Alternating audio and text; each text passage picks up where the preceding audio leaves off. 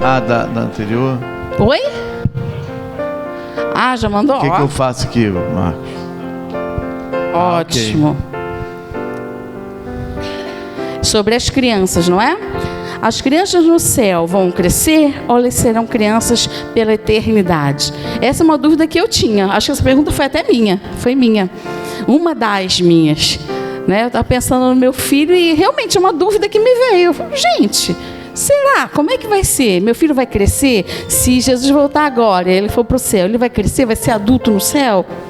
Pastor, ajuda a gente a entender isso aí. Eu vou tentar.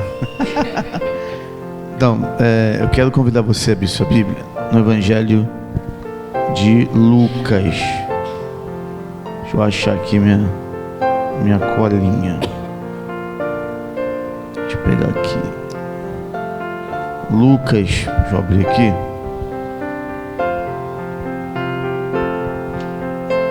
Convite de Cristo diante das conturbações da época.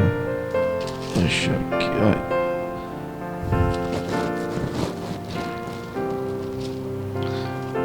Exatamente essa resposta você não vai ter na Bíblia de forma clara não, mas Lucas 18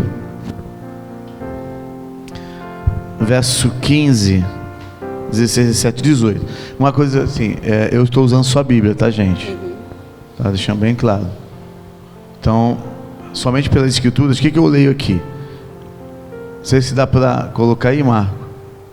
Lucas 18, 15. Eu vou ler aqui na NVT.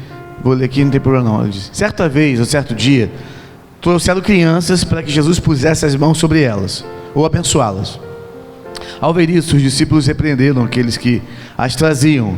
Jesus, porém, chamou as crianças para junto de si e disse aos discípulos, deixe que as crianças venham a mim, não as impeçam, pois o reino de Deus pertence aos que são como elas. Eu lhes digo a verdade, quem não receber o reino de Deus como uma criança, de modo algum entrará nele. Primeira coisa, Deus recebe a todos, incluindo quem? As crianças. Mas Deus fez criança para ficar criança? Então esse é o primeiro aspecto. Uma criança que morre em Cristo, quando Cristo volta, ela ressuscita criança. Mas será que a eternidade vai ser como Neverland, a terra do nunca, onde as crianças não se tornam adultas? Entendeu? Então, o que nós entendemos é que ressuscitarão crianças, mas que elas se desenvolverão até a fase adulta. O que nós acreditamos com muita fé é que lá nós não envelheceremos. Amém, né? Lá não envelheceremos. Lá não envelheceremos. Porque entendemos que, uma vez que o texto vai dizer a morte não mais existe ou não existirá, nós entendemos que o envelhecimento tem a ver com o quê? Com a morte das células, reprodução. As células vão se reproduzindo, pegando a cópia anterior e sempre deteriorada. Então assim, sabendo que não haver morte, logo nós também não envelheceremos. É possível, alguns defendem a ideia de que quando é citado a árvore da vida e as folhas da árvore da vida, subtende que ali também diz respeito a essas questões em que pessoas ressuscitarão naquela idade, mas que a árvore servirá alimento para isso, para o desenvolvimento das pessoas e sua manutenção. Então, perfeito. Eu acredito que nós também alcançaremos uma estatura maior, uma plenitude maior, tanto na consciência, no entendimento, na estatura. Então, eu acredito sim, por mais que não haja com clareza, Isaías pode ser interpretado, né, quando diz que ali o leão, a serpente, as crianças conviverão. No aspecto ali também, claro, que ali é uma profecia condicional. Isso quer dizer que ela não se cumprirá naquela totalidade mais. Nós entendemos que aquilo ali se cumpre de fato com a volta de Jesus, onde o céu será para todos aqueles que creem em Cristo. E quando fala céu, também eu não posso esquecer que está se referindo, o céu em si será uma temporada, mas a eternidade se passará onde? Na novos céus e nova terra. Então é algo que a gente tem que lembrar. Então, se na terra as crianças crescem, na nova terra também crescerão. O que nós não sabemos da reprodução. A Brenada fala sobre isso. Jesus ensaia isso, dá a entender, quando pergunta sobre casamento, ele fala, no céu ou no reino, a eternidade serão como o quê? Como anjos. Não se casam e tal, ele até comenta. Entendeu? Mas não sei se respondeu, se não respondeu. A mim respondeu. Paciência. Respondeu os irmãos? Alguém tem algum comentário? Quer fazer uma... Tudo certinho? É. Confirmado, né, pastor? Por favor. Tem alguma passagem que fala, mas eu estou lembrando aqui que, eu não sei se foi uma pregação ou se foi alguma passagem que eu li mesmo, que todo mundo seria igual, né? Nesse caso. Igual como? Igual, é isso que... Né? Eu não sei, aí não dá para saber, né? Eu acredito, é muito complicado. São coisas que não estão na nossa... A Bíblia não responde, né, de fato. A Bíblia não responde isso. O que a gente observa, Deus é um Deus que gosta de diversidade também. Você vê as flores. Ah, tudo bem, as flores têm a consequência da queda. Tá, mas não é só por isso. As cores das flores, não é de respeito somente a isso, envolve outros fatores. Então, acredito que eu não consigo ver o céu só de uma cor só e de um jeito só, não. Hã? Eu não acredito nem em padrão, quanto mais achar que a Bíblia vai tratar padrão.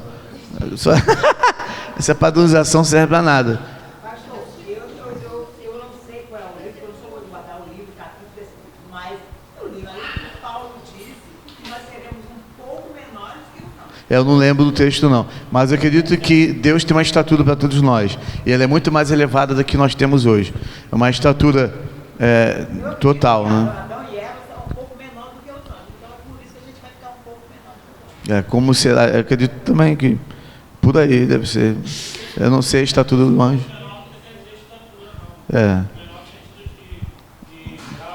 Também. Mas acredito que teremos a estatura maior também. Acredito que... Então a santidade vai ser igual, não vai ter diferença não. No céu, todo mundo vai ser igual. Quem vai para o céu não tem a quantidade menor, aqui na terra tem isso, lá no céu. Aqui a estatura é Cristo. Ele é o santo ao qual nós dependemos de toda a santidade. Uma boa pergunta. Outra pergunta. Não, mas dá para responder. Dá para responder. A Bíblia não fala sobre isso. Eu já vi pregadores respondendo isso, né? Não, ninguém vai saber quem é quem. Então, eu não acredito que Deus será tão injusto com isso. Então, o que acredito é que nós teremos um intelecto tão avançado que não sofreremos caso não teremos alguém que nós amamos junto. Entendeu? Teremos condições suficientes para compreender a ausência de alguém ou a presença de outro. Você, fulano que queria que viesse não veio, mas esse veio? Brincadeira, hein? Não, mas será que vai ter esse tipo de pensamento? Não, acredito que não. É brincadeira. Eu estou brincando.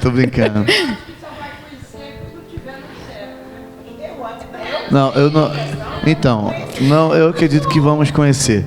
Vai ter memória. Deus não vai arrancar nossa memória. Ele não pode arrancar nossa memória por conta... Nós somos o que somos graças às experiências que temos, seja positiva ou negativa. Então, assim, outra coisa, gente. O que nos forma? A nossa memória, ela é plástica. E quando falo que ela é plástica, é porque ela é resultado de toda a questão hormonal. A memória não está só no cérebro, está no corpo todo. Então, você tem proteínas que formam nossas memórias. Então Deus não vai tirar isso no céu. Ele vai remodelar esse lance, mas nossa memória, aquilo que nós somos, aquilo que forma nosso caráter, vai permanecer, incluindo nossas memórias. Porque se não tem memória, eu vou ser quem? Então eu sou graças às memórias que eu tenho, sejam ruins ou boas, né? Entendeu? Isso aí. E assim, no céu a gente vai ter... É infinitamente melhor do que a gente pode imaginar, né? Mesmo aquilo que a gente acha assim, puxa, mas será? Mas lá vai ser melhor. Melhor do que aqui, a gente está aqui, né? A gente pode tentar começar aqui. Aqui. Ser no melhor aqui. Porque não sabemos até quando estaremos. Essa realidade é porque nós, adventistas, colocamos toda a vida cristã na expectativa futura. De fato, Jesus voltará. Ninguém tem dúvida disso. Mas enquanto Ele não volta, nós temos que viver com toda a intensidade possível. Da melhor maneira possível. Seja altos e baixos que a vida nos apresenta. Tem uma pergunta que talvez vai ajudar a responder isso que eu estou falando, que vai ser talvez a próxima. Tem que começar, senão não é céu. Antes da gente passar para a segunda pergunta, lembrando, Comentários, um comentário por assunto. Senão eu vou ter que ser mal educada. Tudo bem. Não vou poder deixar responder, tá bom? Então vamos lá. Pode passar, irmão, para a segunda pergunta, por favor? Ah, já está ali. Tá não, aqui tá não. comigo? Foi mal. Ah, é o pastor. Porque não há pastoras mulheres na igreja adventista? Tem pastoras mulheres. Ok? Tem sim. Tem pastor? Não no Brasil. Não. Tem, Eu vou te não explicar sabia. isso aí. Os anos 80, 90 já foi o início do rebuliço sobre isso. Mas os anos, especificamente, não lembro qual foi a penúltima. Essa última, nós tivemos a última quinquenal da Associação Geral esse ano, por causa do Covid. Mas se contar 2021, 5 anos atrás, foi 2019, não, 2016. Entre 2015 e 2016, já teve essa discussão pegando fogo. E aí, o que a igreja tinha feito? Reunido. Então, a igreja adventista trabalha com comissões. Então, a primeira coisa, existem por assembleias, por isso que nós chamamos de igreja representativa. Exemplo, nós tivemos aqui a comissão de nomeações, não foi? Viemos aqui ao plenário, que são vocês, escolheu a comissão grande, a grande escolheu a menor, que é de nomeações, nos reunimos e escolhemos a comissão executiva. Foi lido hoje um relatório e vai ser lido o próximo, não é isso, Edmilson? Ele leu hoje, então já finalizou. Então já foi escolhido a comissão executiva. Na Associação Geral é muito parecido. Então, a cada 5 anos, é exatamente assim.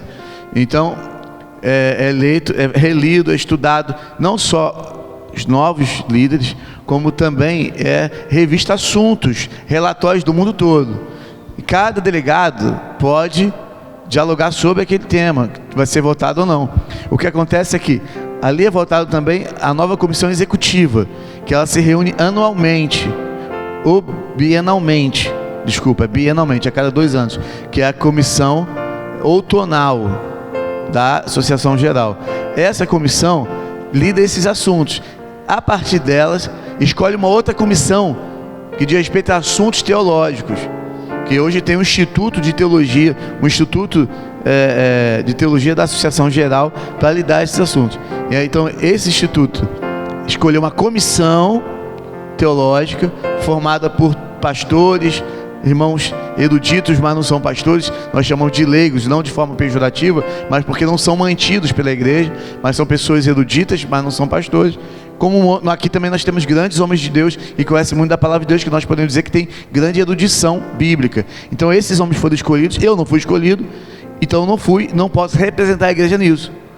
E aí nisso eles estudaram por anos os mesmos textos bíblicos, as mesmas definições, e chegaram em que conclusão? Adivinha? Nenhuma.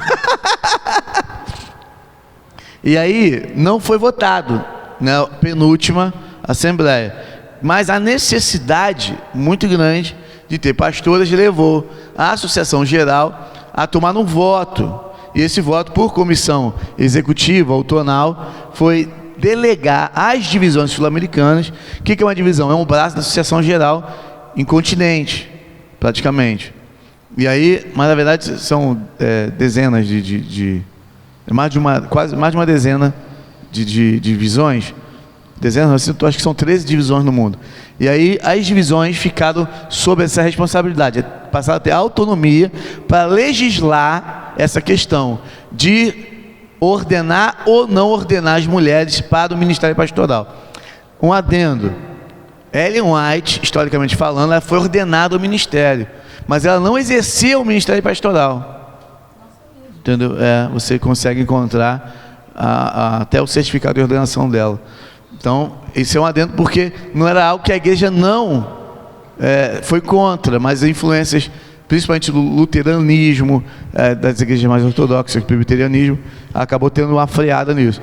Mas a igreja não vê com algo negativo. Tanto é que nós, aqui na divisão sul-americana, foi votado o quê? A ordenação de quem? De anciã.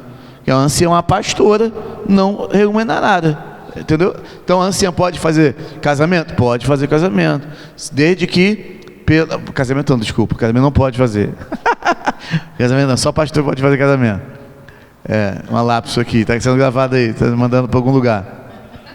Depois você corta esse negócio. Depois vai lá, adventistas lá da risada lá, me lasca. Já aconteceu isso já. Então, você tem a ordenação para as mulheres que os anciãos fazem. O ancião não faz casamento, quem faz o casamento é o pastor. Porém, você tem os ritos comuns da igreja, que são Santa Ceia, se for necessário um batismo na ausência de um pastor e de um ancião ordenado também. Aí, pelo o aval do presidente do campo, a anciã vai poder realizar o batismo, porque ela vai fazer tudo que o ancião faz. Só que ela vai ter uma autorização especial. Uma autorização especial, assim como o ancião. Então, assim, hoje, onde é que nós temos pastores? Nós temos pastores em algumas uniões dos Estados Unidos da América. Nós temos pastoras na Europa também. Você falou que na Índia, na China, não sei dizer. Teve uma reportagem que eu vi, mas já faz 10 anos atrás, é bem antiga, que falou que por não ter uma pessoa masculina próxima do pastorado numa igreja lá da China, uma pastora mulher da China Então, eu não vejo dificuldade com isso. Alguns veem. Eu comentei do ancianato, porque numa igreja nossa, nós escolhemos alguns anciãos. Ano passado, no último... Quando pôde, né? Acho que foi na última escolha. Ai, deu pano para manga. Não, foi ano passado para esse ano. Eu vi a necessidade. Foi ano passado para esse ano? Que tinha, nem lembro. Foi, não foi? E aí tem irmã nossa que deixou de ir à igreja por causa disso. Ela achou que é inadmissível uma mulher ser ordenada. Mas ela não quer nem conversar, né, que é o pior. Então ela está irredutível até para conversa. Mas é uma questão pessoal, né, dela. Mas aí é até ruim, né? Então, nas escrituras sagradas, nós temos mulheres assumindo liderança de igreja. No Novo Testamento, Paulo. Mas tem um texto de Paulo que a mulher nem ensine. Aí é contextual ali. Mas no próprio texto, na própria carta, você vê a orientação da mulher também assumindo o papel de liderança muito forte. Débora era juíza, né? Israel, no Antigo Testamento já tem esses. Né? Débora é juíza, ela profetiza. Quando fala juíza, ela é a líder principal de Israel. Paulo mandou que procurasse na cidade a Priscila e Áquila, Ela que era de frente.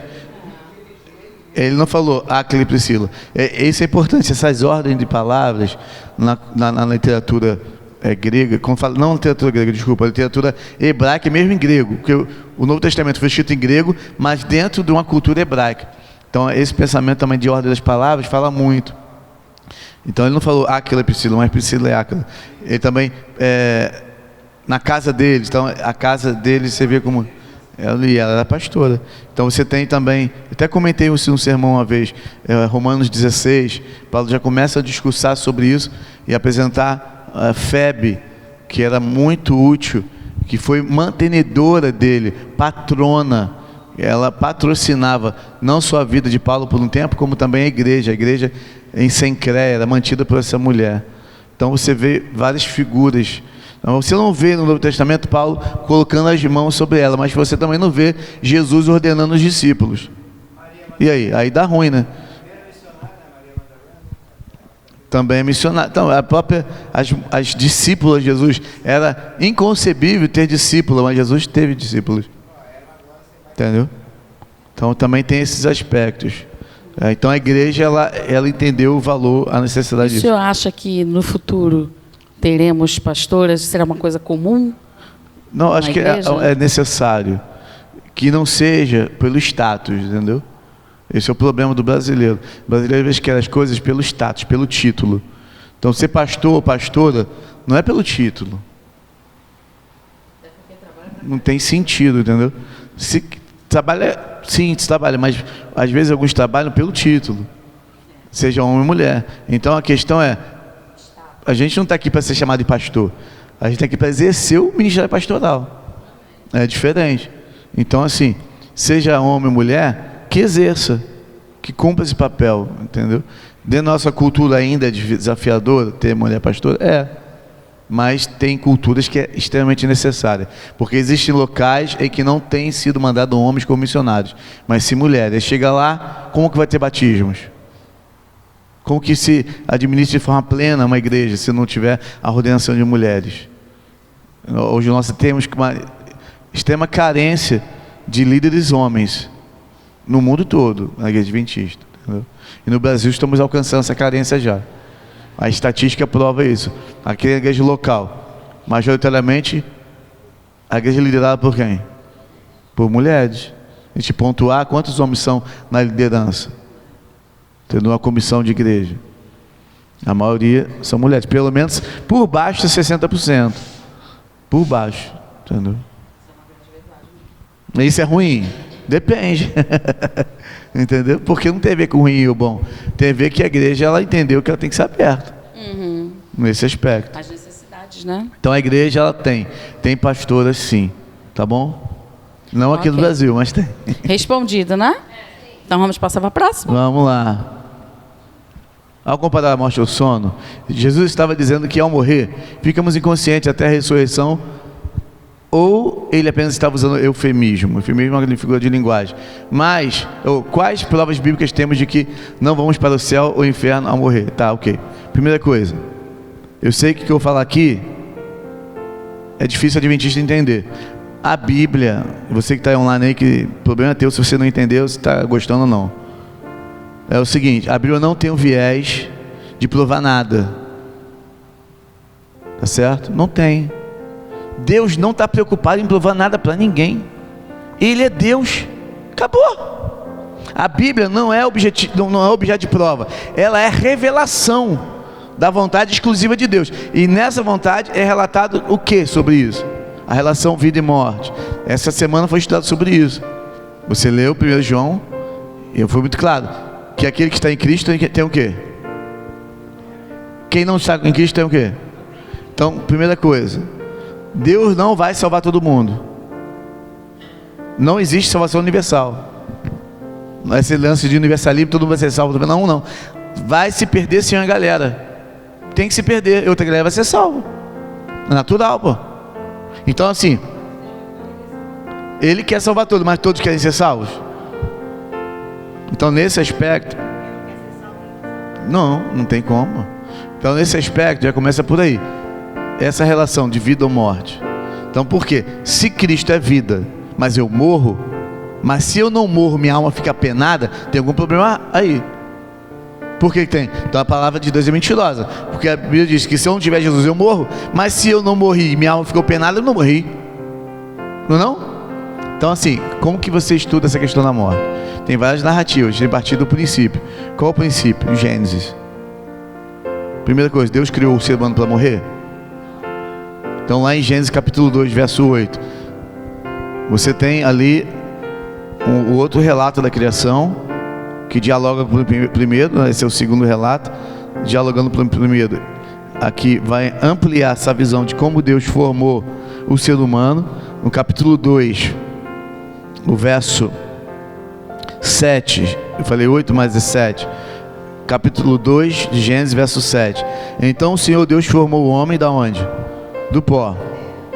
Soprou nele o que? O fôlego nas suas narinas.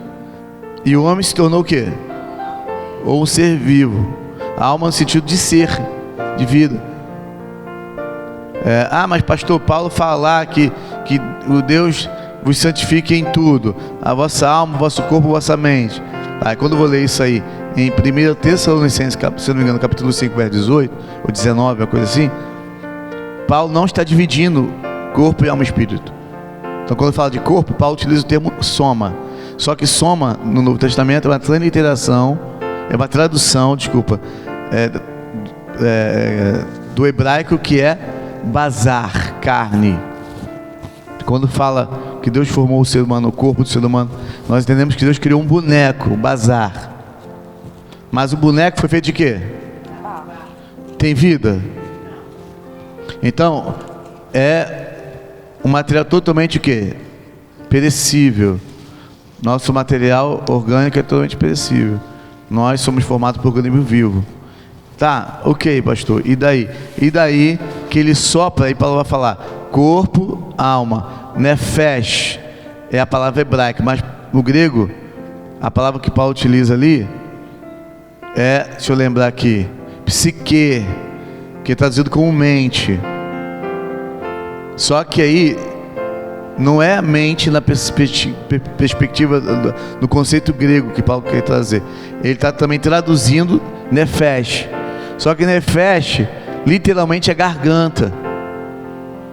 Então quando Deus criou o boneco, criou a garganta? Sim.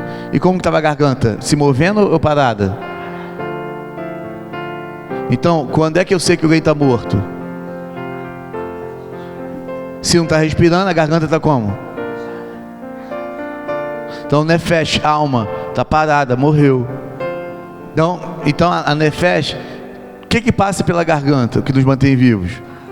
Só ar. Tudo, vamos de forma mais objetiva assim, o que nós comemos, o que bebemos, o que respiramos. Se eu deixo de comer por X tempo, eu vou ficando fraco até o quê? Até a nefesh parar. Se eu parar de respirar por muitos minutos, então a nefesh, a alma, ela também, ela não tem vida em si. Deixa claro que existe e precisamos de uma vida que ela é derivada de outro, não é da gente, ela não é inerente nossa. Então ela é derivada de alguém. E essa derivação é que nos mantém vivos. Essa vida vem de quem? Então você tem, Paulo falando, então vou repetir, vosso corpo, vossa mente e o vosso espírito. Espírito para Paulo, o termo ali é pneuma. Você tem o pneu de carro. O que mantém o carro, o pneu do carro, é por isso eu não pneu, porque pneu é ar. Pneuma é o ar. E Paulo está traduzindo pneuma de que palavra no hebraico? Ruá. Aqui estou apontando para ele, mas está lá, né? O texto de Gênesis 2, verso 7, Deus ele forma o bazar, forma o bonequinho, sopra o quê? O nefesh não, sopra o ruá de Deus, a vida de Deus. Então primeiro, vem de quem? É do ser humano. Então esse sopro de vida, quando passa pelas narinas, pelo texto bíblico, é o quê? Passa a ser o quê? Alma, porque a nefesh passa a funcionar. Não é mais um boneco apenas, é uma vida ali. E quando morre, o inverso acontece. O texto bíblico vai dizer: e o sopro volta, e o pó volta para a terra. E o que acontece então? O sopro em si tem consciência?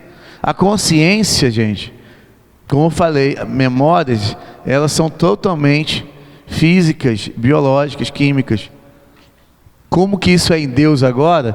Então aí já é uma questão minha, porque não só minha, a Bíblia vai falar que Deus tem seus livros. Tanto Daniel e Apocalipse, nós acreditamos que nós temos o quê? Livros. Tem o livro da vida, sim ou não? Tem os registros da nossa existência? Pecados são registrados? Nossos nomes também são registrados no livro da vida. Então, o que me faz pensar que esses livros são, hoje, se fosse traduzir, bancos de dados. Deus tem seus registros de quem somos. Então, no momento propício, quando nós recebemos a vida eterna, esses registros, eles serão devolvidos. Mas ele por si só é a vida? Porque a vida que há em nós não é nossa. Então, se não há, qual é a relação de vida e morte? Se eu não tenho a vida que não é minha, e essa vida, esse sopro foi a Deus, o que eu tenho no final? Tá, pastor, mas só isso não me disse nada. Então, vou ler alguns textos para vocês. Então, primeira coisa, até vou ler os textos da lição. 1 Coríntios 15. Não, antes, perdoa-me. João 6. João 6 tem um relato da primeira multiplicação de pães e peixes. Ali Jesus ele se coloca como o pão da vida. Mas de forma específica, no verso 44, diz o seguinte, referindo-se a ele, vou ler aqui. Nós lemos assim: pois ninguém pode vir a mim se o Pai que me enviou não o trouxer a mim. No último dia eu ressuscitarei. Opa, grava aí, o que ele falou? No último dia ele... Ok, isso vai repetir nesse capítulo 3 vezes. Deixa eu achar as outras vezes aqui. Verso 50. Ele diz: quem comer do pão do céu, no entanto, jamais morrerá. Ok. Aí depois ele fala: quem comer desse pão viverá para sempre. Este pão que eu oferecerei para o mundo para que o mundo viva é a minha carne. Aí tem uma discussão ali e depois ele vai explicar isso melhor. No verso 54 ele explica: mas quem comer a minha carne e beber o meu sangue terá a vida eterna, e eu o ressuscitarei no último dia. Então peraí, então se morre, aí tem um problema. Por quê? Porque se morre vai para a glória, para que Jesus ressuscita as pessoas? Por que a esperança da ressurreição? Aí vamos pautar na ressurreição. Quem ressuscitou primeiro? Jesus, nesse aspecto aqui, de promessa futura a Cristo. E as primícias da grande ressurreição, a ressurreição eterna. Então você tem esse Cristo, ele prometeu que ia morrer? Prometeu, mas prometeu que ia morrer e ao terceiro dia ele o quê? Tá, onde está isso? João ainda, no capítulo 1, quando ele vai purificar o templo, capítulo 2, o verso 19, ele vai dizer o seguinte: pois bem, respondeu Jesus, destrua este templo, em 3 dias eu o levantarei. E alguns até questionam: mas esse templo demorou 46 anos para ser construído, como que pode? Tá, você vai reconstruir em 3 dias. Aí no verso 21, mas quando Jesus disse este templo, ele estava se referindo ao próprio corpo. Aí no 22, depois que ele ressuscitou dos mortos, seus discípulos se lembraram do que ele tinha dito e creram nas escrituras e suas palavras. Ponto. Jesus deixou bem claro que ele ia morrer, mas ele ia o quê? Mas não só aqui, nos evangelhos, demais evangelhos também Jesus fala isso: eu vou para Jerusalém, vão bater em mim, vão me matar, mas ao terceiro dia. Então, se tem ressurreição, é porque quando morre, vai para onde? Olha que bem interessante Paulo falando sobre a ressurreição de Cristo. 1 Coríntios 15. Alguns estavam dizendo que não tinha ressurreição, e aí ele começa a defender que não, tinha sim. Peraí, vocês estavam lá, vocês viram, andaram com Jesus, falaram com Jesus, ouviram a pregação de Jesus, viram Cristo morto na cruz, viram o soldado com a lança rasgando o lado de Cristo, viram água e sangue sair, que no final não há água e sangue, glóbulos vermelhos, glóbulos brancos saíram, deixando bem claro que o que matou Jesus foi a angústia. Jesus teve com certeza um infarto brabão mesmo, que fez com que o seu coração quase que explodisse. Então não houve dúvida que Jesus o quê? Morreu. Aí vem, se ele morreu, também não houve dúvida de que os que estavam lá foram no templo, na tumba, encontraram a tumba como? E no mesmo instante as mulheres viram, depois viram os discípulos, e Jesus esteve com a gente quanto tempo? 40 dias ainda, fazendo o quê? Ensinando, pregando. Mas ele ressuscitou como? Igual um fantasma? Carne e osso? Comeu? Bebeu? Está no texto bíblico. Aí aqui, capítulo 15, verso 12. Pois bem, se proclamamos que Cristo ressuscitou dos mortos, por que alguns de vocês afirmam não haver ressurreição de mortos? Que tinha já essa doideira lá. 13. Pois se não existe ressurreição dos mortos, Cristo não ressuscitou. De fato. Se alguns falam, não existe ressurreição, então Jesus não ressuscitou. Mas o texto é bem claro: houveram testemunhas que viram Cristo vivo, morto e ressurreto, gente. Aí vem: mas se não aconteceu, verso 14, se Cristo não ressuscitou, nossa pregação é inútil, e a fé que vocês também têm também é o que? É vã, é inútil. 15, então estamos todos mentindo a respeito de Deus, pois afirmamos que ele ressuscitou a Cristo. Mas se não existe ressurreição dos mortos, isso não pode ser verdade. 16, e se não existe ressurreição dos mortos, então Cristo também não ressuscitou. 17, e se Cristo não ressuscitou, a fé que vocês têm é inútil, e vocês ainda estão e permanecem em seus pecados. 18, nesse caso, todos que adormeceram, crendo em Jesus, em Cristo, estão perdidos. Então, quem morreu em Cristo e Jesus não ressuscitou, estão aonde? Está perdido. Isso quer dizer que não foram para onde? Para o céu. Porque a esperança do crente não é morrer para o céu, é a ressurreição. Para Paulo não trabalha morrer para o céu. Não, mas ele fala que é melhor partir e estar com Cristo. Aí sim, ele está utilizando, sim, o eufemismo, está utilizando figura de linguagem para explicar a esperança futura dele. Porém, aqui não. Nas cartas dele, ele deixa 19, se a nossa esperança em Cristo vale apenas para esta vida, somos mais dignos de pena em todo o mundo. E aí ele continua descrevendo sobre a ressurreição, afirmando a ressurreição de Cristo, é onde mora a esperança da fé cristã. Ok? No comparativo de religiões simples, você pode respeitar, temos que respeitar a fé do outro.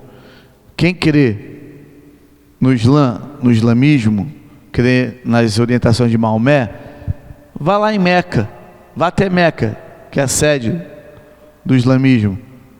Você vai encontrar a tumba de Maomé, vai encontrar o resto dos mortais dele. Você pode respeitar, temos que respeitar o budismo. Budismo, o Buda não é só uma pessoa, né? É um conjunto de, eles chamam de avatares. Então você tem aí uma série de homens que vieram, que receberam esse título de Buda, ou iluminado. Mas o mais conhecido é Siddhartha Gautama, que viveu na Índia.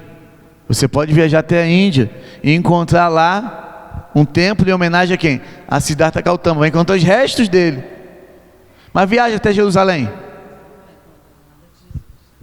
Então assim, o cristianismo só tem a força que ele tem é porque as escrituras sagradas afirmam de forma categórica, literal, na ressurreição de quem? Então a ressurreição é literal, não é simbólica. Então Cristo morreu, mas Cristo... Então a morte do crente é real, ela não é simbólica, é literal. A gente morre, mas morremos crendo de que Deus, no tempo oportuno, há de ressuscitar, porque a nossa esperança está num Deus vivo. Não é o que Jó vai falar, nós cremos. Eu creio que o meu Redentor vive. Jó 19 vai deixar isso claro. Então nós temos essa esperança, que a fé no Cristo vivo, morto e ressurreto. Então a morte é comparada ao sono. Paulo vai falar sobre isso lá em 1 Tessalonicenses capítulo 4, verso 13. Ele fala: não vos entristeceis como os demais que não têm esperança, quanto aos que dormem. Paulo utiliza isso. Não esteja quanto os que dormem, porque para Paulo e para Cristo a morte é comparada a quê? Jesus, João 11, vai para um lugarejo, aí vem a notícia de Marta e Maria: aquele teu amigo, aquele que você gosta de estar na casa lá, está doente. Faz igual a gente, né? Qual é Jesus? Estou todo poderoso, vem logo. Jesus foi? Então, primeira coisa, Jesus não está aí para fazer o que a gente quer. Não é o nosso querer. E aí, Jesus foi quando? Depois de quanto tempo? Ali ainda. Mais 2 dias ali. Chegou lá, já tinha quanto tempo que Lázaro estava morto? O corpo já estava como? O estado de putrefação total, fedendo. Jesus, antes de chegar lá, antes dele sair, depois de 2 dias, ele falou assim: ó, vamos voltar. Nosso amigo Lázaro, o quê? Se dorme vai ser despertado. E o texto vai deixar bem claro que Jesus estava se referindo à morte.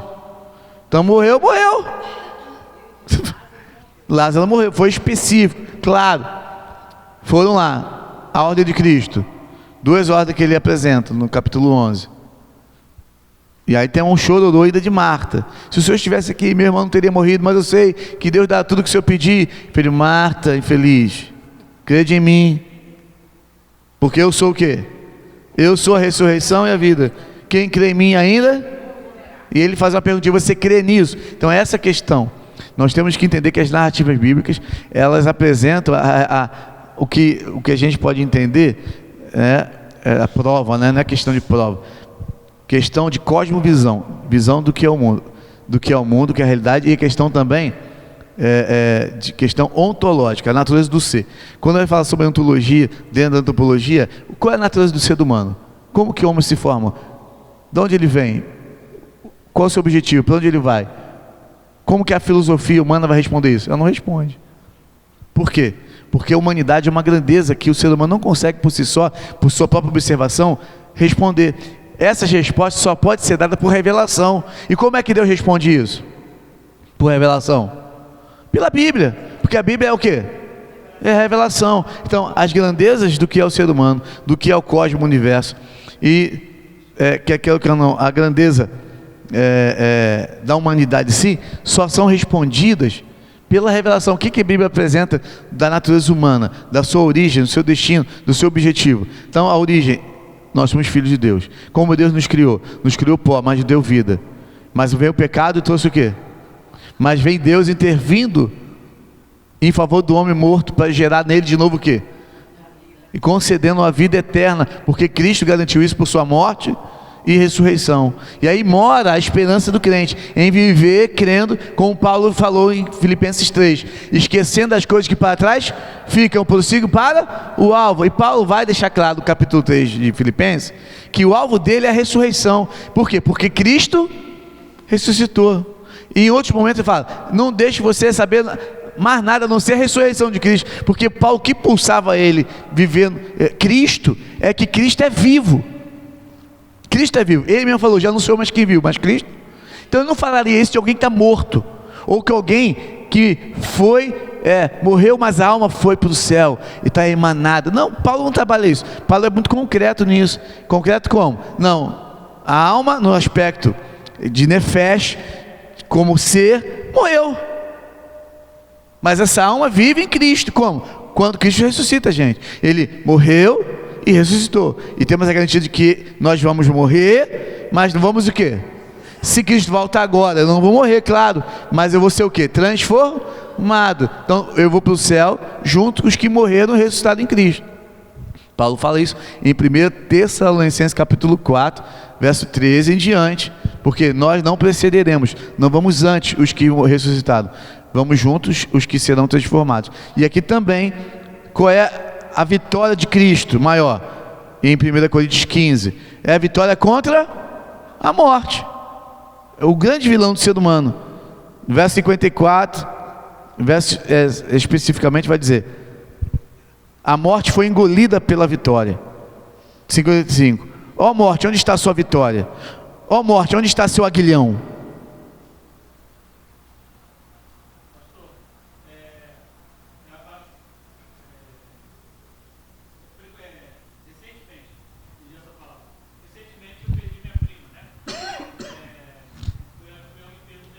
E ela era da igreja Nova Vida.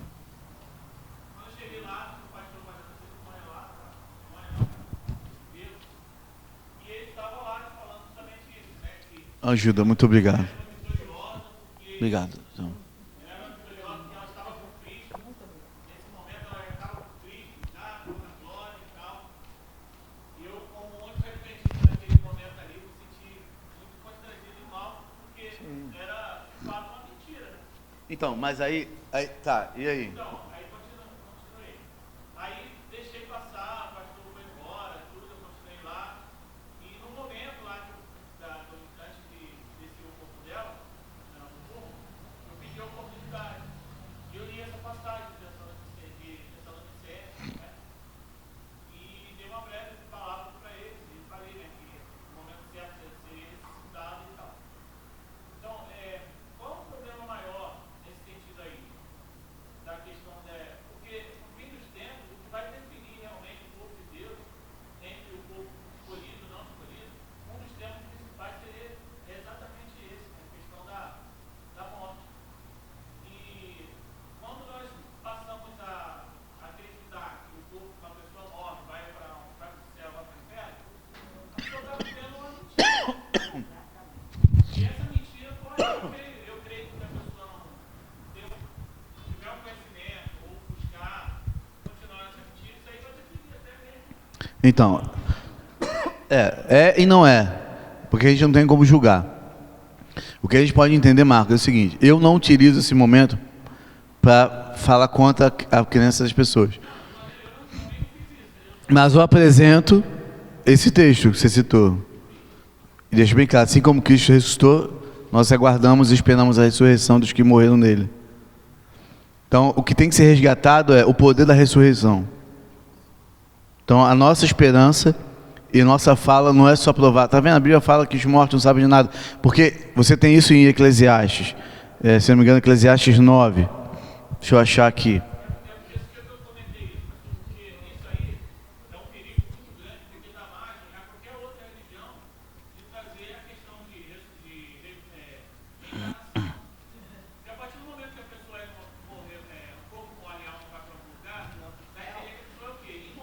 Perfeito. Pode voltar, né? Realmente fica dois caminhos, né? É aquela música do Anderson Freire, né? O que Deus... Como que é? Deus escolheu você, sua raridade não está naquilo que você... O que pode fazer? Isso é o mistério de Deus. Aí, você é o espelho. Aí vai. Só que essa música é muito mentirosa. Entendeu? Então, por quê? É linda. Mas ela não tem sentido bíblico. É massagem no ego. E ainda assim, vai defender a ideia de uma imortalidade da alma. E você também tem algumas. Quando o crente morre, vai direto para a glória. A recompensa é coroa de vitória. Não é assim?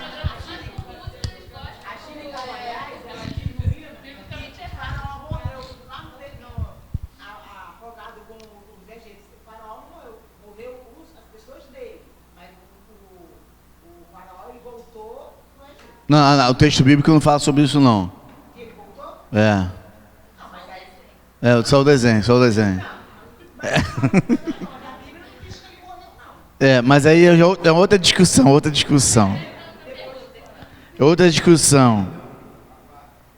Oi? Deixa eu achar o texto aqui. Aqui. Olha só. Interessante isso aqui, ó. Eclesiastes 9, verso 5. Os vivos pelo menos sabem que vão morrer, mas os mortos nada sabem. Já não tem recompensas para receber e caem no esquecimento. Então o que acontece com a morte? Morreu, acabou. Amar, odiar, invejar, tudo que já fizeram ao longo da vida passou há muito tempo. Já não participam de coisa alguma que acontece debaixo do sol. O que acontece? O que morre? Morreu? Então onde está a esperança? É por isso que Daniel 12 vai apresentar a esperança, já começa a apresentar a esperança que dá ressurreição. Vai fazer um ponte também de Jó. A lição trabalhou muito isso aí já, né? Ok, gente? Deu para responder? Tá. Passando para a próxima? Ok. A próxima é pano para manga também. Por quê? Ué, deu algum ruim aqui.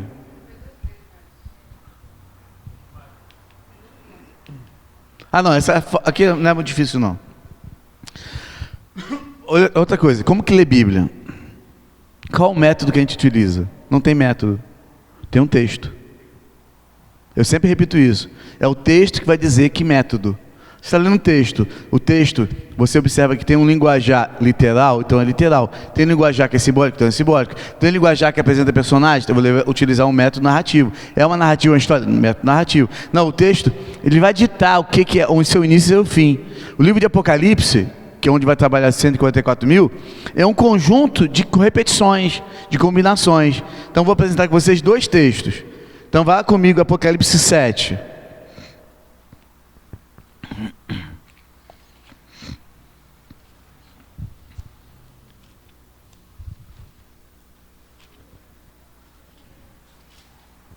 Apocalipse 7. Verso 1 em diante. Nós temos assim. Então, vou ler aqui na NVT, nova versão transformadora. Então vi 4 anjos em pé, dos 4 cantos da terra, impedindo os 4 ventos que soprarem, de soprarem na terra, no mar e qualquer árvore. 2. Vi outro anjo que subia do leste e trazia o selo do Deus vivo. Ele gritou aos 4 anjos que haviam recebido o poder para danificar a terra e o mar. 3. Esperem! Não façam mal à terra, nem ao mar, nem às árvores, até que tenha colocado o selo de Deus na testa dos seus servos. Opa, um ponto interessante. Selo de quem? Então, é a primeira vez que Apocalipse vai falar sobre selo? Mas vai falar também de outro selo. Qual outro selo? Da besta. Então você tem a marca de Deus, mas tem a marca de quem? Olha o paralelo, sempre vai ter paralelo. Então, ok, vamos lá. Verso 4. E ouvi o número dos que... Ele fez o quê? Grava isso. O livro do Apocalipse tem várias dualidades, várias duplicações. Sempre tem esse jogo de palavras. Eu ouvi, eu ouvi, eu vi, eu ouvi. Do capítulo 1 ao capítulo 22. São 22 capítulos, não é isso? Então, que às vezes confunde aqui a minha cabeça. Então você tem aí. Eu ouvi o número dos que foram marcados, selados com o selo de Deus. Eram quantos? 144 mil de todas as tribos de Israel. Da tribo de Judá foram selados 12 mil. Tribo de Ruben, 12 mil. Tribo de Gad, 12 mil. Tribo de Azer, 12 mil. Tribo de Naftali, 12 mil. De Manassés, 12 mil. De Simeão, 12 mil. De Levi, 12 mil. Sacar, 12 mil. Zebulon, 12 mil. José, 12 mil. Agora tem que falar mais. Tem que falar mais rápido para terminar logo. Benjamim foram selados quantos? Aí vem um problemão. Como entender isso aqui? Tá, parando aqui. Outra parte que aparece, capítulo 14.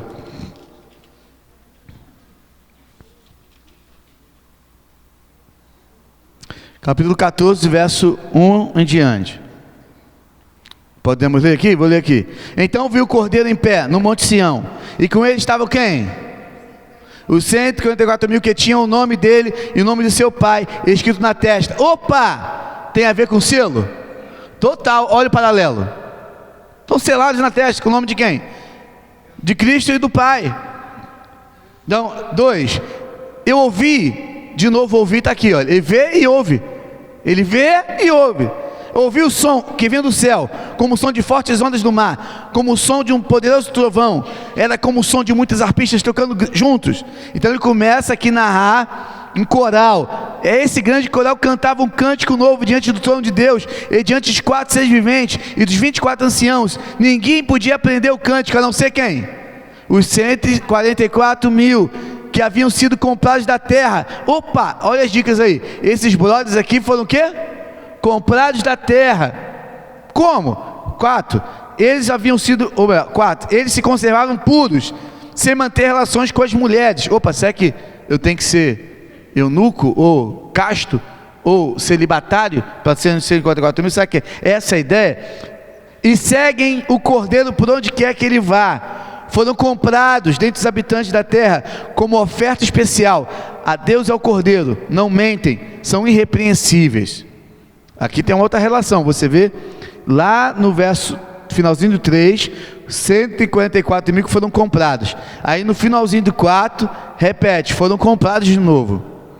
Comprados dentre os habitantes da terra, como oferta especial. Que oferta é essa, gente? As primícias. Como é que Jesus comprou a galera? Essa oferta. Então, os 144 mil foram comprados por quem? Então, o sangue de Jesus pagou o preço de quem? Não, mas aqui está falando quantos? Aí lascou, quem são esses?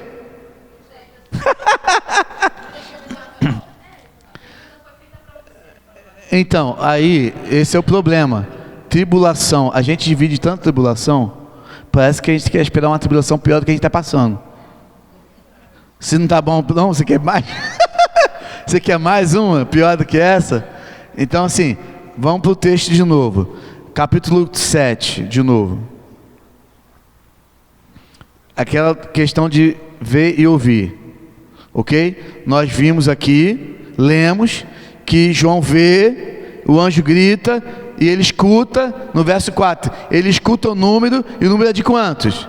144 mil. E ele continua escutando 12 mil de cada...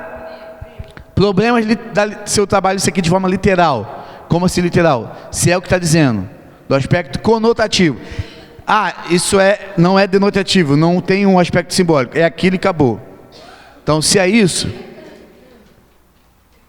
aí dá ruim. Por quê? Porque já na época de Jesus e na época de João, Israel não estava dividido em tribos mais. A história de Israel, a galera sai do Egito, vai para que terra? Canaã terrena, né? Por toda a Palestina, norte e sul.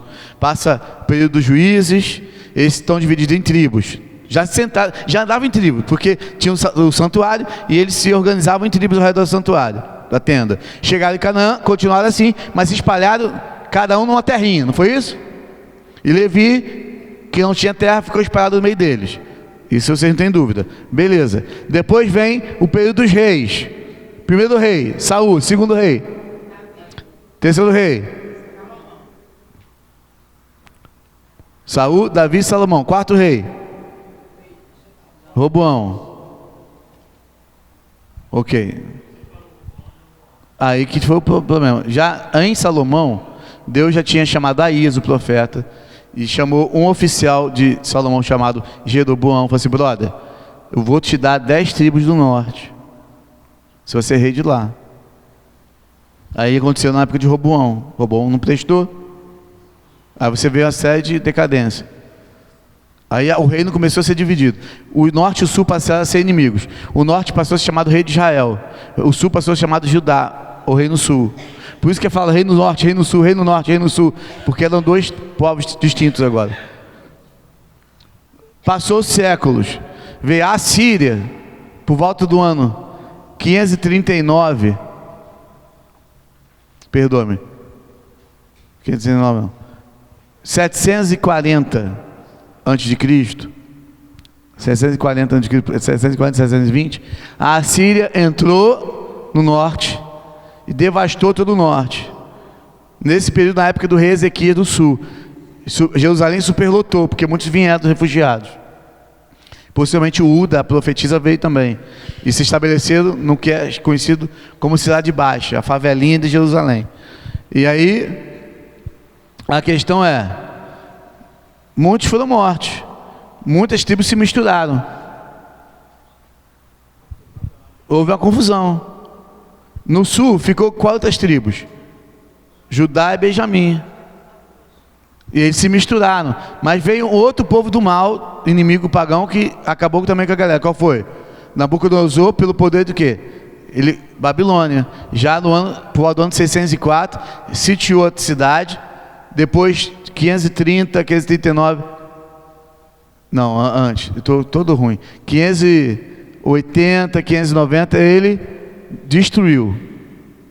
Dominou. 539, quando há libertação. Então, quer dizer, ficaram em torno de 70 anos até eles voltarem para construir tudo. Quando voltam, que tribo existia, gente? Eles nem eram mais chamados por tribos. Todos passaram a ser chamados de quê? Como que eles passaram a ser chamados? Judeus. Por quê? Porque o que no final restou, alguma coisa de Judá. Então, não dá para você... porque sobrou tribo tal. Isso é muito difícil hoje. É uma confusão, uma mistura muito louca. Então não dá para ser literal aqui. E não dá também pelas listagens das tribos do Antigo Testamento. Porque em Gênesis apresenta uma lista. Depois outros livros apresentam outra lista. Uns colocam, separam. Junta, por exemplo, aqui, José está no meio. Mas nas listas do Antigo Testamento, José está dividido entre Manassés e Efraim. Aqui nem cita Efraim. Então, dá para ser literal? Não dá. Misturou. Então, tem o aspecto simbólico. Logo pelo número. 144 é o número subdividido por qual? 12. É simbólico também os 12 apóstolos? Claro que sim. É simbólico 12 tribos? Claro que sim. É uma representação do povo de Israel. Há uma simbologia cristã, bíblica aqui, que eu não posso descartar. Numerologia bíblica, né? Como? De governo, totalidade. Então você tem esses aspectos, assim como o 10, o número 40, sempre está relacionado a uma jornada. 40 anos no deserto, 40 dias no deserto de Jesus. Então esses números, número 7, completude, plenitude. Número 6, a tentativa de plenitude, mas nunca alcançará, porque sempre vai ser o 6. Então você tem aqui, então é simbólico. E aí você tem no verso 9, quem são os 144 mil? Lembra que eu falei? João está narrando que ele o quê? Está o texto, está bem claro. Ele ouviu, o anjo está falando, está ouvindo. Mas no verso 9, olha o que eu vou ler aqui. Depois disso eu vi uma imensa multidão, grande demais para ser contada, de todas as nações, tribos, povos e línguas, em pé, diante do trono, diante do Cordeiro de Deus. Opa! Olha lá o capítulo 14. Onde é que estava os 144 mil? E aí você tem, usavam vestes brancas, seguravam ramos e palmeiras e gritavam com grande estrondo: a salvação vem do nosso Deus, que está sentado no trono, e do Cordeiro. E todos os anjos estavam em pé ao redor do trono, dos anciãos. Opa, vem anciãos lá, capítulo 14.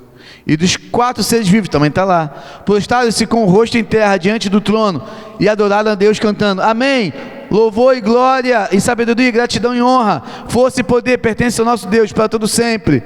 E aí ele continua, até pergunta, olha que bonito isso aqui, olha a resposta. 13.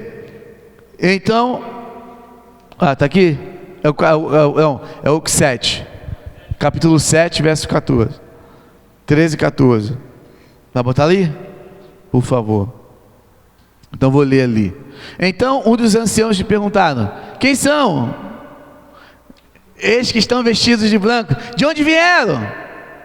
Quem está vestido de branco? Lá o texto está falando os que ele viu. Os que aqui, ó, não podia contar. De onde? Todas as nações, tribos. Aí vem: Senhor, tu sabes?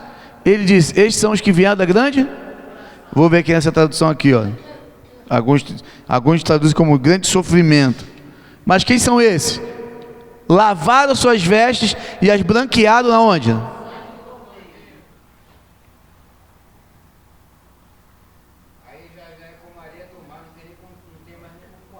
Aí eu pergunto: quem é que tem que ter as suas vestes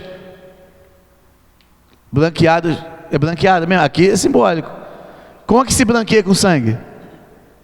Então, que cor que é a roupa? Então quem é que tem que estar vestido de vermelho de sangue?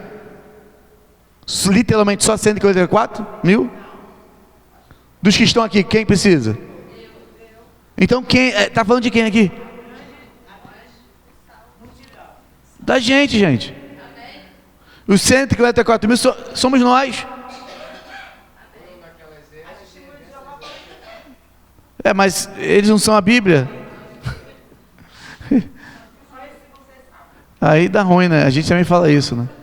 A gente também fala. Por isso eles estão diante do trono de Deus. Servem ele dia e de noite em seu santuário. E aquele que está sentado no trono estenderá sobre eles o seu tabernáculo. Isso aqui são promessas só por 144 mil, gente. Com todo respeito. Não dá. Nunca terão fome. Nunca mais terão... Desculpa, foi no seu rosto, sem querer.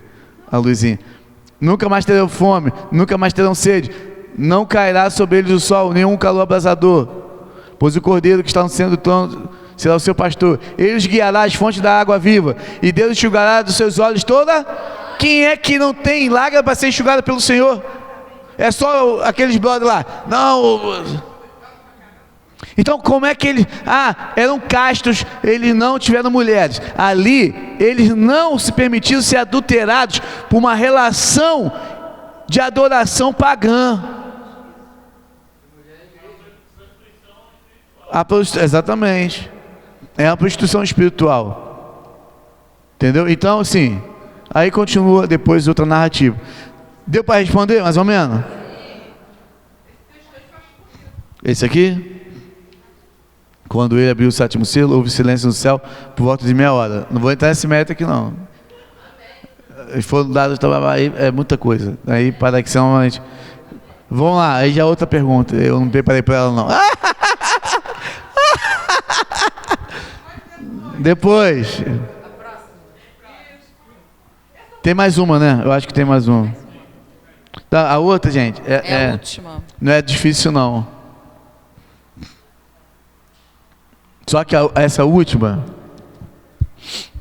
me chamou a atenção umas questões nessa pergunta. Então, assim, primeiro, Ziba não foi puxar saco de ninguém. Tá certo? Então tem que entender a narrativa. Aí você tem: Davi nem esperou saber se era verdade, e foi logo dando tudo que pertencia ao Mefibosete a Ziba. Achei uma tremenda sacanagem. Vou entrar nesse método da etimologia da palavra não, mas está de boa. Mas de Ziba e muito mais de Davi, riqueza a custo de mentira. Ok?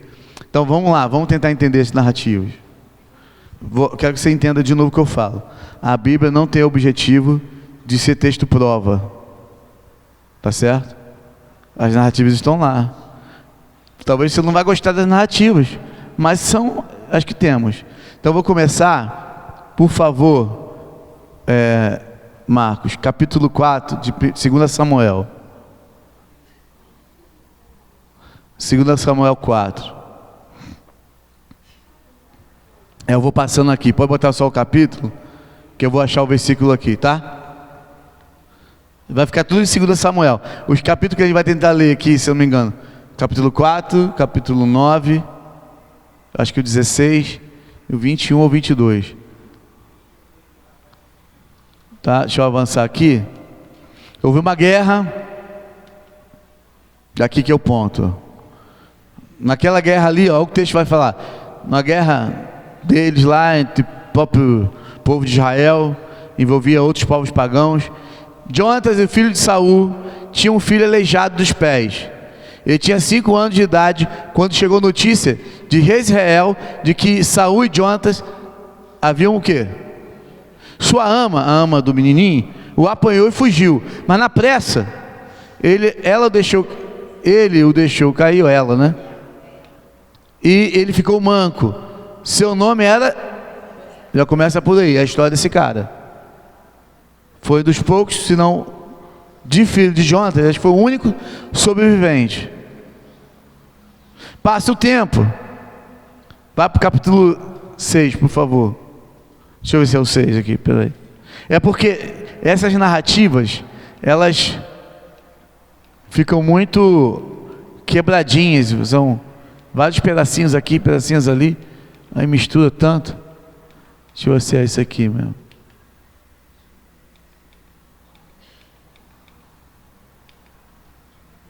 Ah, não é esse aqui não. Peraí.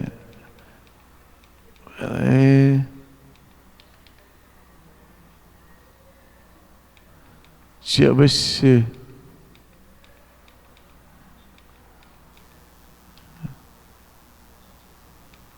Ok. Não, vê o 9, é o 9. Por favor.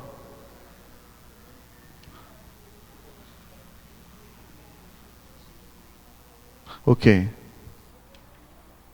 Aqui, essa logo no 1. Certa ocasião, Davi perguntou: resta alguém da família de Saul a quem eu possa mostrar lealdade por causa da minha amizade com o Jonathan? Essas narrativas são importantes. O que eu avancei aqui, gente, são muitos problemas que acontecem ali. Você tem problemas de Davi com Mical, aquela que era filha de quem? De Saul, que havia sido prometido, mas já estava na mão de outro homem, e ela estava recusando ele. Tem esse problema. Você tem os problemas dele com seus filhos, principalmente contra Absalão. Você tem problemas seríssimos, que Absalão quer tomar a posse do reino e faz todo um complô, um esquema para tirar o pai. Faz todo um levante de pessoas para isso. Você também tem o outro lado, Aminon, filho do rei, Tamar, filha do rei, e Aminon se apaixona pela irmã, minha irmã, e ele a violenta fisicamente. Ele tem uma relação sexual, ele a estupra, na verdade. Ele comete um estupro com sua irmã. E todo um enredo do demônio.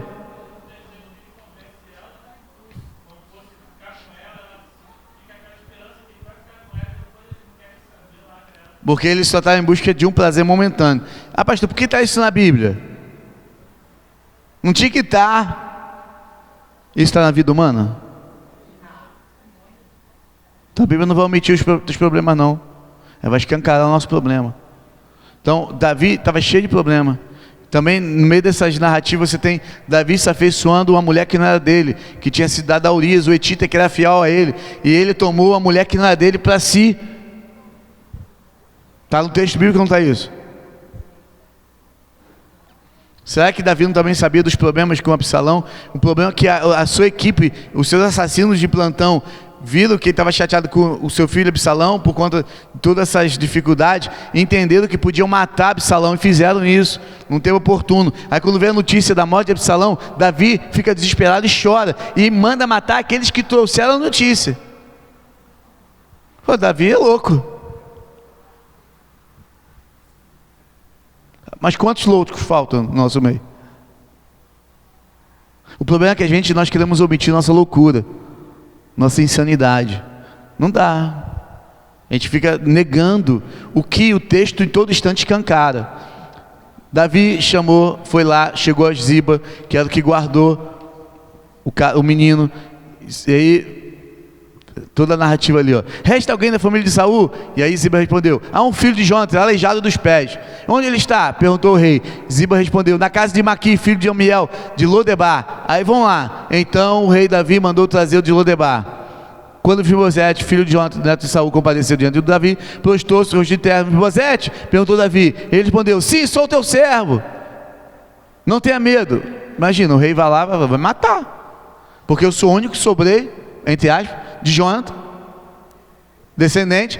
Naturalmente, quem deveria receber a herança? O contexto, brother, é os filhos, o contexto é um só. Os filhos de Davi estavam querendo tomar posse do trono. Davi descobre que tem um descendente do melhor amigo dele, vivo, que por herança deveria receber. Você acha que na cabeça de Mefibosete, Davi foi lá para quê? Para matar, mas ele não faz isso. E aí, por causa da amizade, vou devolver-lhe todas as terras que pertenciam ao seu avô Saul, e você comerá sempre da minha casa, na minha mesa. Aconteceu. Ele se prostrou, se humilhou, e aí ele se coloca como um cão morto. Tamanha era a humilhação que ele se via. Mas Deus começou a honrar esse menino, esse homem já. E aí convocou, devolveu ao neto de Saul tudo que lhe pertencia à família dele. E aí disse para Ziba: Ziba, seus filhos, seus servos cultivarão a terra para ele. Você acha que Ziba gostou disso? Claro que não. Porque até agora Mefibosete dependia de quem? De Ziba. E agora o rei falou assim: ó, você, Ziba, os seus filhos, os seus servos cultivarão a terra para ele. Para quem? Mudou a ordem. Tu acha que as pessoas que estão dominando quer servir? E aí, você trará colheita para que haja provisão na casa do neto do seu senhor. Mas Mefibosete comerá sempre a minha mesa. E Ziba comia na mesa do rei?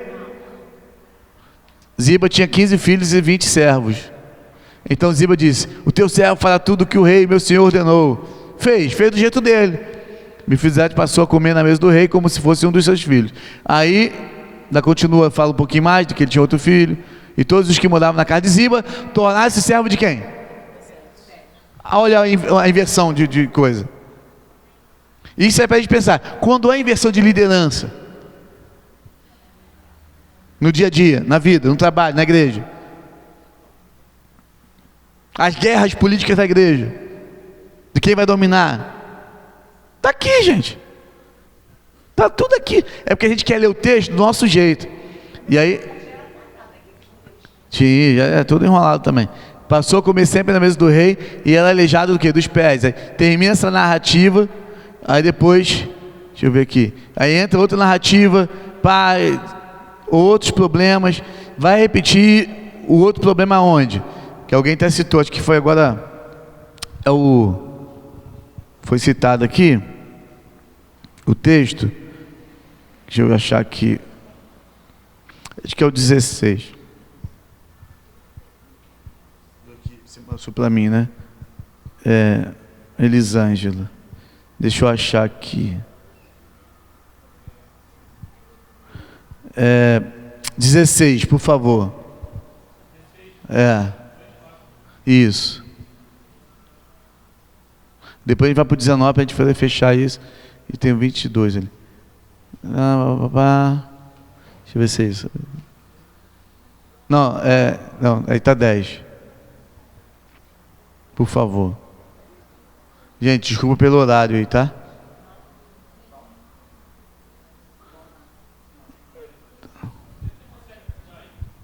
Tá. Foi. Não, tudo bem. Aqui.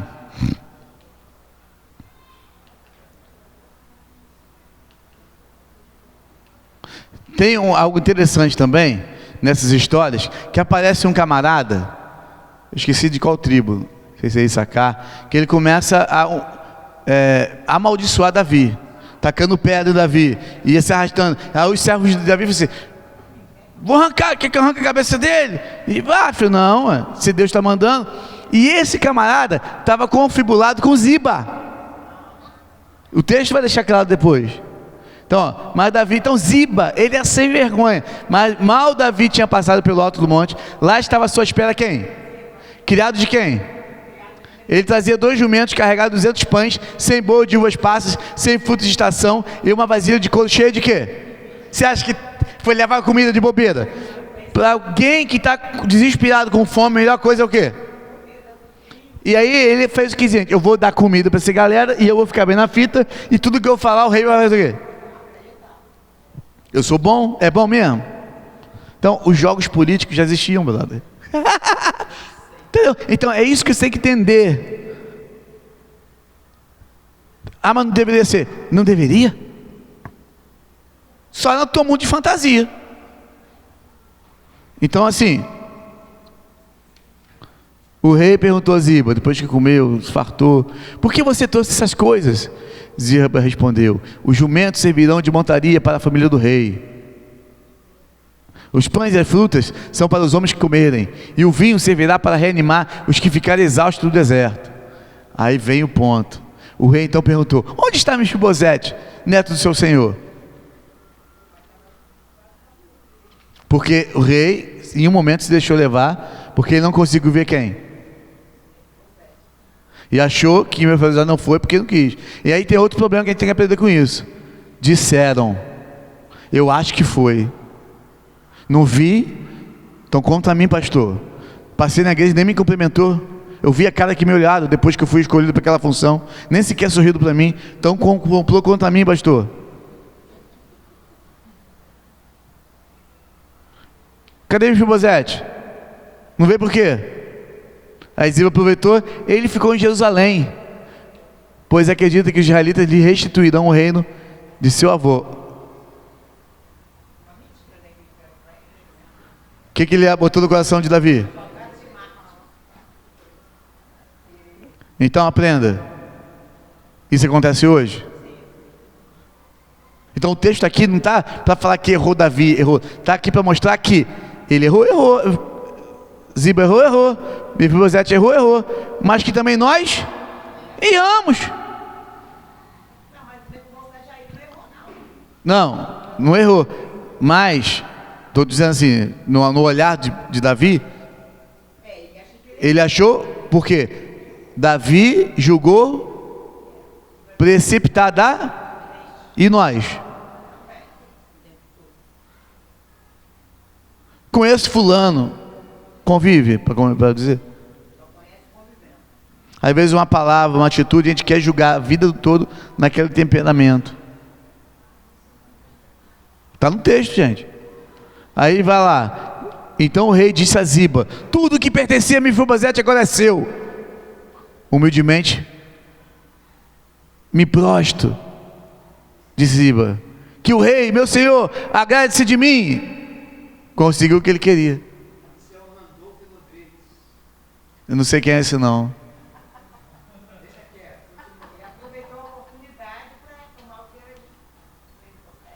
Aí vai para outra história. Aí isso vai voltar aonde? Vá para o 19, por favor, Marcos. Se você dá para adiantar aqui.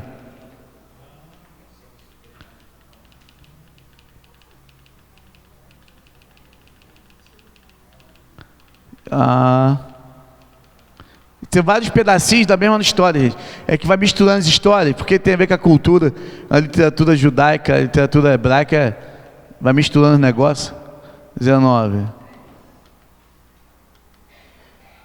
Absalão, meu filho, ele chora. Pá, juízo. Abiatar. Vou achar aqui, opa, aqui. Aqui, ó, Simei, filho de Jada, encontrasse com o rei.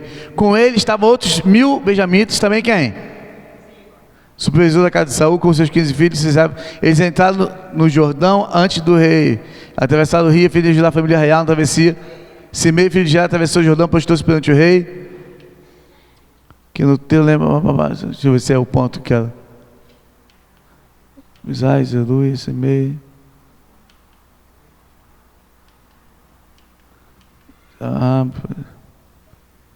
Ah, ok, aqui. Então, quando atravessado o Jordão, quem foi atrás também? Netos de Saul também foi ao encontro do rei. Olha como ele estava. Ele não havia lavado os pés, nem aparado a barba, nem lavado as roupas. Isso quer dizer o quê? Um sinal de total nossa visão de desleixo. Mas na cultura hebraica não. Ele estava se humilhando. Ele, entre alguns, se colocou altivo, em todo instante de humilhação, de prostração e de jejum, diante do que estava acontecendo no rei, e o que podia acontecer com ele. O rei viu isso. Tem uma linguagem aqui, uma linguagem não verbal, uma linguagem corporal, pode dizer assim, uma linguagem que ele está transmitindo aqui. Desde o dia que o rei partira, até o dia que voltou em segurança. Ficou bastante tempo fedendo. Mas para quê? Mostrar que... Aí o rei perguntou, por que você não foi comigo, Mefibosete? E ele respondeu... Aqui eu acho que é um erro de tradução. Ó rei, aqui é um ó porque está aí, mas ó meu senhor, eu, teu servo, sendo aleijado, mandei selar o meu jumento para montá-lo e acompanhar o rei, mas meu servo me enganou. Entendeu? E ele falou mal de mim ao rei, meu senhor. Ele sabia. Tu és como um anjo de Deus, faz o que achares melhor. Então ele colocou a decisão na mão de quem? Na humildade. Todos os descendentes do meu avô nada mereciam no meu senhor rei, sendo... Não, aqui. Não. Senão, é porque senão a morte. Entretanto, deste teu servo um lugar entre... Deste, né? A teu servo um lugar entre os que comem a tua mesa. Que direito tenho eu, pois de te pedir qualquer outro favor? Então ele já se tinha honrado por estar comendo a mesa de quem? E o rei falou assim, ó, você já disse o suficiente, minha decisão é que você exiba divina propriedade. Então Davi não queria ficar mal dos dois, dividiu os lances. Mas Mefibosete diz ao rei, deixa que eu fique com tudo, agora que o rei, meu senhor, entregou com segurança, que ele fique com tudo, já que o rei me... ao seu lado. Então qual é o ponto aqui? A humildade de quem? Então assim, houve vários erros? Houve. Então aqui o texto, ele não vai omitir os erros. Não tem esse objetivo. Quem omite erro é a gente. A gente que esconde, a gente que mente. Entendeu? Tem mentira que tem, mas é mentira descarada. Às vezes a gente mente de forma polida. Isso. Então assim, e na nossa vida? Tem mentiras?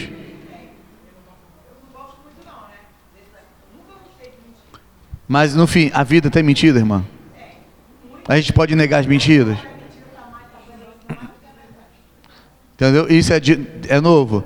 Então assim, acho que, não sei se respondi, mas é que eu quero que você entenda da pergunta. Volte a pergunta lá, Marco, por favor.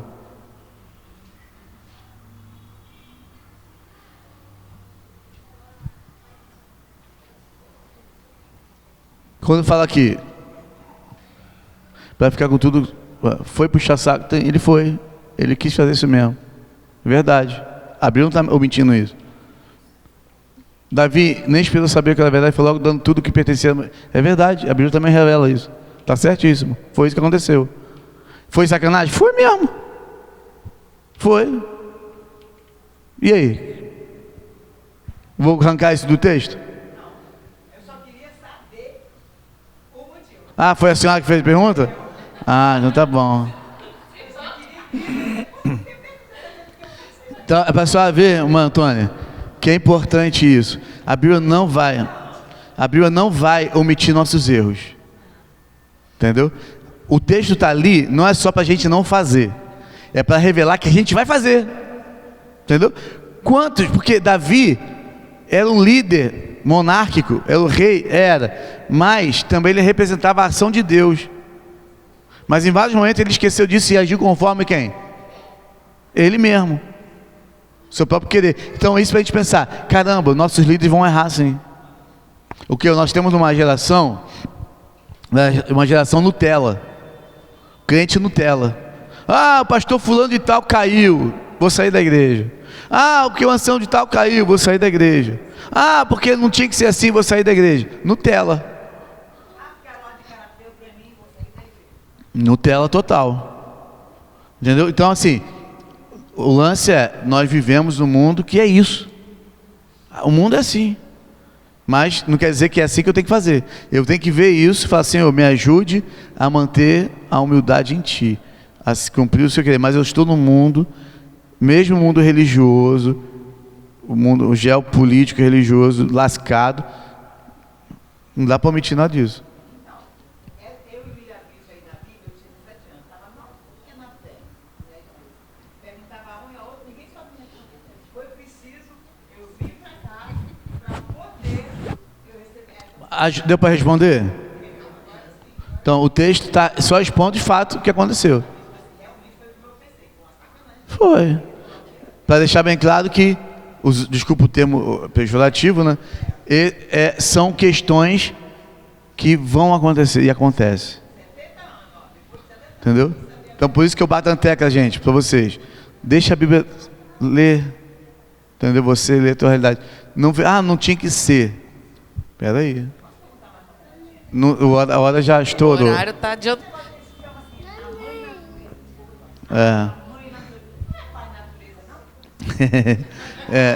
Boa pergunta, né? Deveria, né? É porque é interessante. Desde muito tempo o ser humano gosta de você tem vários, nas culturas antigas, memoriais associando a deusas e tal. Mas a Bíblia, não que ela desrespeita a mulher por isso, e nem porque ela usa o termo Deus como aspecto masculino, que ela é machista. Outra questão, machismo não se enquadra na Bíblia, porque machismo é um termo muito recente. O texto bíblico tem pelo menos 2000 anos. Pelo menos.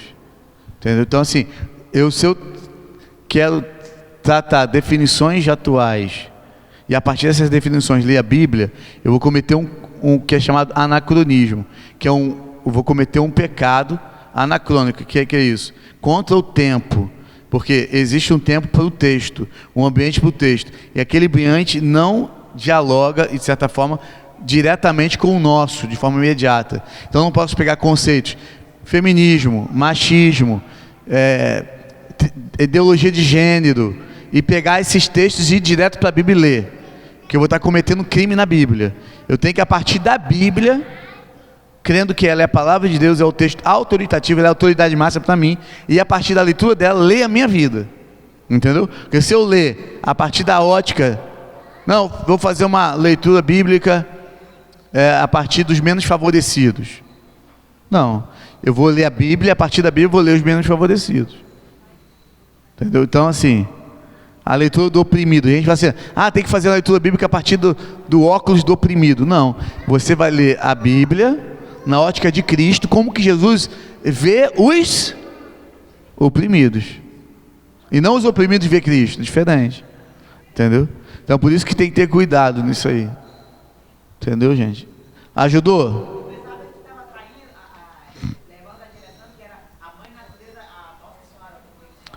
Pode ser que um momento eles fazem isso. Mas geralmente é uma leitura equivocada também de Gênesis 1 e 2, né?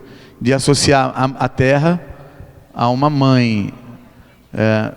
Então, porque Deus criou o homem do pó da terra, soprou nele o fôlego divino. Então, e até porque o paganismo acreditava assim. Então você tem,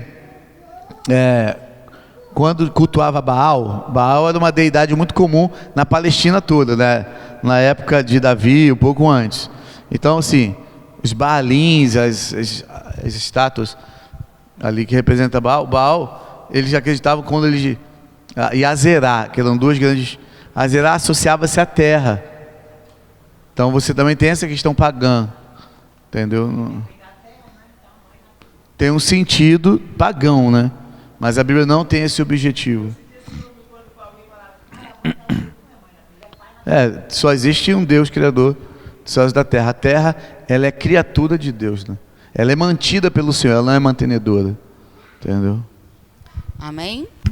Respondidas as perguntas? Foi bom, né? E não tem como, né? Vai se estender um pouquinho mais. É um programa atípico. Mas foi muito bom. Deus nos abençoe. Muito obrigada, pastor. Espero ter ajudado. Ajudou sim, bastante.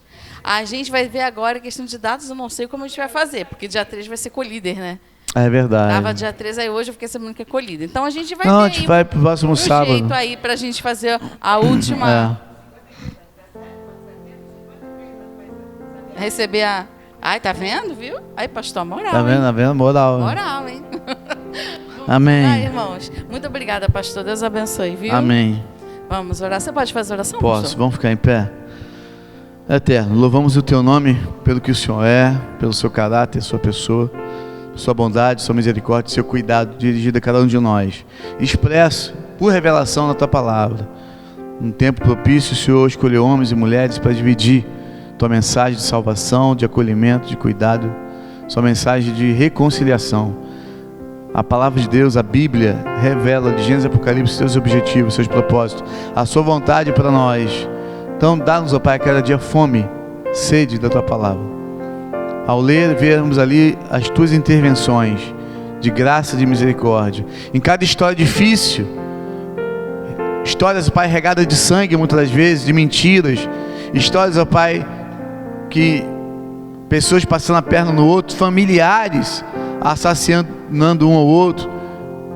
Infelizmente, ó Pai, ou felizmente, nós vemos que as histórias muitas vezes se repetem até no nosso dia a dia. E assim como o Senhor interveio, conforme os registros da Bíblia, o Senhor intervém em nossas vidas também. Então, Senhor, dá-nos um coração humilde para ver e receber as Tuas intervenções.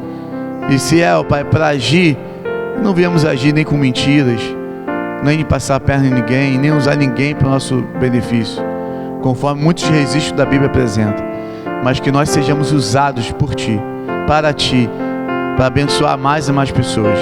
Dá-nos um coração manso, um coração dócil, um coração humilde à Tua palavra, ao Teu Espírito. A cada dia o que Te pedimos e Te agradecemos em nome de Jesus. Amém. Deus abençoe todos nós.